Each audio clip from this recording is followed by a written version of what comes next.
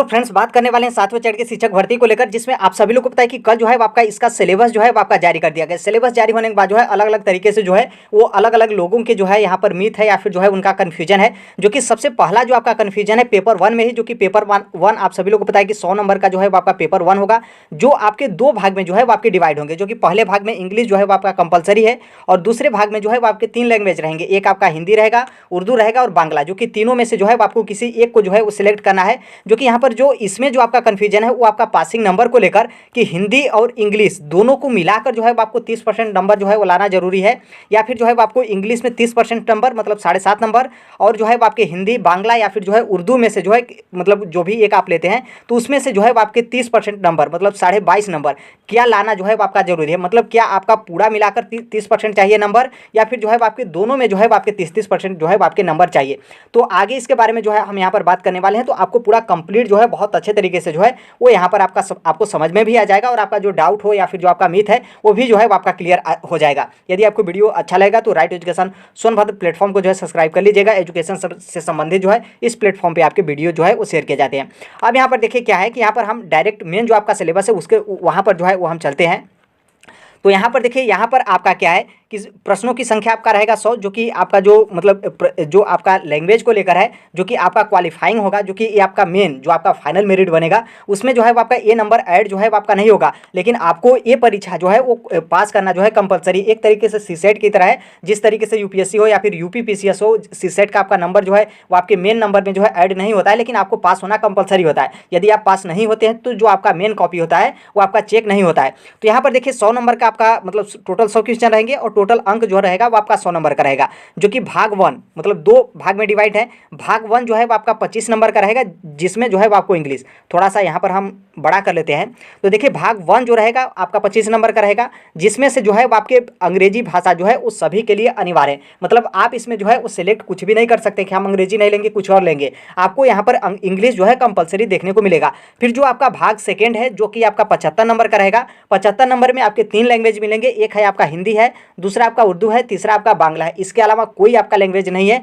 तीनों में से जो है वो आपको किसी एक को जो है वो सिलेक्ट करना है, और जो कि उसका जो है वो आपको 75 क्वेश्चन देखने को मिलेगा और 75 नंबर का जो है वो आपका रहेगा। अब यहाँ पर क्या है कि आपका कन्फ्यूजन है कि क्या इन दोनों में 30% नंबर मतलब भाग 1 में 7.5 नंबर मतलब 7.5 का मतलब यहाँ पर कितना हुआ, 7.5 का मतलब हुआ लगभग जो है वो आपके 8 नंबर इंग्लिश में, और वहीं आपका यहाँ पर 22.5 और यहाँ पर 7.5 है। तो क्या आपको इतना नंबर लाना जो है वो ज़रूरी है, मतलब दोनों में 30%? तो ऐसा बिल्कुल नहीं है। क्यों? क्योंकि यहाँ पर क्या है कि जो आपका 30% नंबर क्वालिफाइंग है ये आपका टोटल अंक का है, क्योंकि जो आपका परसेंटेज होता है या फिर जो आपका क्वालिफाइंग मार्क्स होते हैं वो आपके टोटल नंबर के होते हैं। तो जो आपका 100 नंबर होगा इसमें से जो है वो आपको 30% नंबर जो है वो आपको लाना कंपलसरी है। मतलब 30% का मतलब 30 नंबर। यदि आप 100 में से जो है वो आप 30 नंबर लाते हैं तो ये जो आपका लैंग्वेज को लेकर क्वालिफाइंग एग्जाम है 7वें चरण का शिक्षक भर्ती का, वो जो है आप जो है क्वालिफाई हो जाएंगे। यहाँ पर ऐसा नहीं है कि आपको इंग्लिश में 30% नंबर लाना जरूरी है, मतलब ऐसा नहीं है। यदि आप इंग्लिश में 0 नंबर लाते हैं और ये जो आपका 75 नंबर का हिंदी होने वाला है इसमें आप 30 नंबर ला लेते हैं तो भी जो है आप क्वालिफाई हो जाएंगे, कोई दिक्कत नहीं है। आगे यहाँ पर देखेंगे तो यहाँ पर जो है वो आपके साफ साफ लिखे गए हैं। यहाँ पर थोड़ा सा ध्यान रखिएगा, यहाँ पर दिया गया है कि यह पत्र जो है वो आपके 2 भागों में डिवाइड होंगे, भाग 1 और भाग जो है वो आपका 2। और यहाँ पर आप नीचे देखेंगे तो यहाँ पर बताया गया कि इस पत्र का अर्हतांक जो है वो कम से कम 30% अनिवार्य है।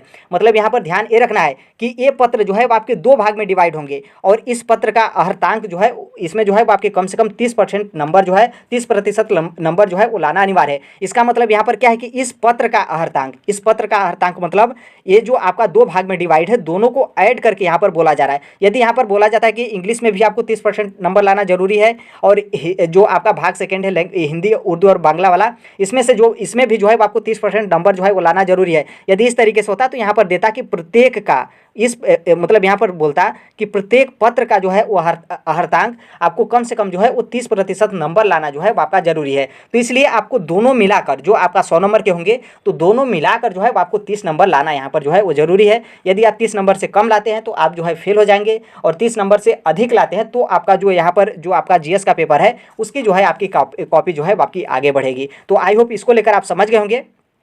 फिर यहाँ पर हम आगे यहाँ पर बात करने वाले हैं आपके जीएस को लेकर। तो जीएस में देखिए आपके 150 नंबर के रहेंगे और 2 घंटे का समय मिलेगा और टोटल जो है वो आपको 150 क्वेश्चन देखने को मिलेगा। यहाँ पर आप इसको जो है वो देख सकते हैं, जो कि इसका आपका मतलब अलग अलग जो आपका क्वालिफाइंग मार्क्स है वो आपका अलग अलग जो है यहाँ पर रहेगा, जो कि यहाँ पर आप देख सकते हैं। यहाँ पर जो आपका क्वालिफाइंग मार्क्स है यहाँ पर आप देखेंगे तो जैसे जनरल और ईडब्ल्यूएस, देखिए ईडब्ल्यूएस को लेकर जो आपका सिलेबस है उसमें जो है इसको लेकर कहीं पर भी मेंशन नहीं किया गया। इसका मतलब साफ है कि ईडब्ल्यूएस वाले जो है वो आप जनरल में ही काउंट किए जाएंगे। मतलब यहाँ पर जो आपका क्वालिफाइंग नंबर को लेकर जो रिजर्वेशन का प्रोसेस वगैरह होता है ये आपको 7वें चरण में भी जो है वो नहीं देखने को मिलेगा। तो जो ईडब्ल्यूएस कैंडिडेट हैं वो जनरल में ही काउंट होंगे। और यहाँ पर ध्यान रखिएगा कि हम सिर्फ मेल के लिए बात कर रहे हैं, यहाँ पर फीमेल जो है वो मत समझिएगा।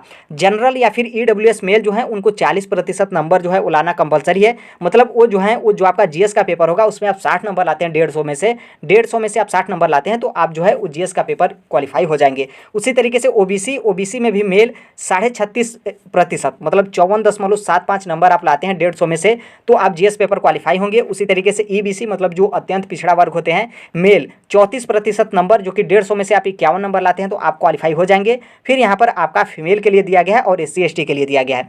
देखिए एससी एसटी मेल फीमेल दोनों। और यहाँ पर क्या है कि महिला में कौन कैटेगरी की महिला, सभी कैटेगरी की महिला, चाहे आप जनरल से हो या फिर ईडब्ल्यूएस से हो, चाहे आप ओबीसी से हो या फिर ईबीसी से हो या फिर एससी एसटी से हो, सभी कैटेगरी की जो फीमेल हैं और जो एससी एसटी कैंडिडेट हैं और जो दिव्यांगता श्रेणी में आते हैं उनको यहाँ पर क्वालिफाइंग मार्क्स जो है वो आपके 32% जो है वो आपका दिया गया है। मतलब यहाँ पर क्या है कि 150 में से आप 48 नंबर लाते हैं तो आप जो है जीएस का पेपर जो है क्वालिफाई हो जाएंगे। तो आई होप ये जो आपका था वो जीएस को लेकर क्वालिफाई था और ऊपर वाला जो था वो आपका जो आपका लैंग्वेज को लेकर था उसका आपका क्वालिफाई था। तो आई होप आप समझ गए होंगे। जो आपका लैंग्वेज होगा उसमें आप 100 में से जो है वो 100 में से जो है वो आप 30 नंबर लाएंगे तो क्वालिफाई हो जाएंगे। और उसके बाद जो आपका जीएस का पेपर होगा तो यहाँ पर आप देख सकते हैं जनरल और ईडब्ल्यूएस के लिए 60 नंबर और जो ओबीसी हैं उनको जो है वो यहाँ पर 55 नंबर और फिर ईबीसी हैं उनको 51 नंबर और जो यहाँ पर एससी एसटी और सभी कैटेगरी के फीमेल हैं और जो दिव्यांगता श्रेणी में आते हैं वो 48 नंबर लाएंगे तो जीएस का पेपर जो है आप यहाँ पर क्वालिफाई हो जाएंगे।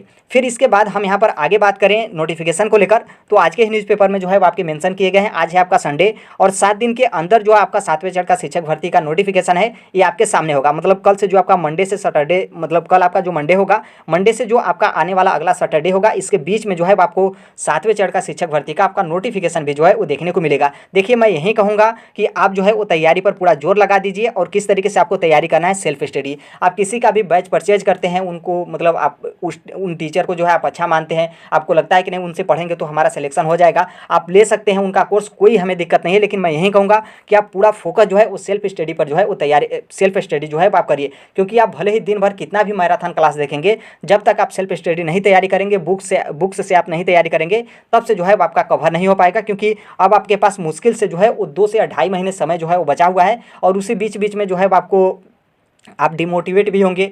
अभी देखिए सिलेबस आया है तो बहुत सारे लोग मतलब उनको लगने लगा कि अब एग्जाम में कम टाइम बचा है, फिर नोटिफिकेशन आएगा तो फिर उनको लगेगा कि एग्जाम में कम टाइम बचा है। फिर आपको बीच में जो है न्यूज़पेपर वगैरह में देखने को मिलेगा कि इसकी जो पेपर है उसका मतलब स्तर जो है कठिन रखा जा रहा है या फिर मतलब इस तरीके से देखने को मिलेगा तो आप जो है वो डिमोटिवेट होंगे। तो यहाँ पर मुश्किल से आपके पास 2 महीने का समय है। ये आपका मई चला है, मई के बाद आपका जून और जून के बाद जो कि जुलाई के लास्ट में जो है बीपीएससी के जो चेयरमैन है उनके तरफ से बोला गया कि जुलाई के लास्ट में हम पेपर ले लेंगे या फिर जुलाई के लास्ट तक यदि संभव नहीं हो पाता है तो जो आपका जुलाई के बाद अगस्त आने वाला है, अगस्त के फर्स्ट वीक में जो है आपका पेपर जो है हो जाएगा। तो आप तैयारी पर पूरा जोर जो है वो लगा दीजिए। बाकी इसके बाद जो है वो हम 2 वीडियो बनाएंगे कि आपको किस तरीके से तैयारी करना है, किस तरीके से मतलब हम पूरा फोकस करेंगे सेल्फ स्टडी पे कि मतलब सेल्फ स्टडी से जो है आपको किस तरीके से तैयारी करना है। बुक के बारे में भी हम बात करेंगे कि जो आपका बेस्ट बुक है मतलब एक तरीके से मतलब आप 2 महीने में इसको पढ़ भी लें। ऐसा नहीं कि हम यूपीएससी का या फिर यूपीपीसीएस का बुक बता दें कि आप मतलब साल भर में आपको कवर करने में लग जाए। तो जो आपके लिए महत्वपूर्ण होगा और जो आपको मतलब मिल भी जाए ऐसा भी है तो उस बुक के बारे में बात करेंगे ताकि आपको डायरेक्टली जो है वो 7वें चरण के शिक्षक भर्ती में जो है वो आपको हेल्प जो है पहुंचाए। तो इसके बारे में हम बात करेंगे किस तरीके से आपको तैयारी करना है और बेस्ट बुक जो है वो आपको कौन सा परचेज जो है वो करना है। बाकी इसके अलावा बता दें आप सीटेट हो या फिर यूपीटीटी हो, सुपर टीटी हो, डीएसएसबी हो, 7वें चरण का शिक्षक बहाली का तो अब तो आ ही गया। मतलब मेरे कहने का मतलब ये है कि आप शिक्षक जगत से जुड़े हैं, कॉम्पिटिटिव एग्जाम की आप तैयारी करें तो राइट एजुकेशन सोनभद्र प्लेटफॉर्म को जो है सब्सक्राइब कर लीजिएगा। जो कोई भी अपडेट इन्फॉर्मेशन होता है हम शेयर कर देते हैं। टेलीग्राम से आप जुड़ जाएगा, कमेंट बॉक्स में जो है आपको टेलीग्राम का लिंक जो है वो देखने को मिलेगा।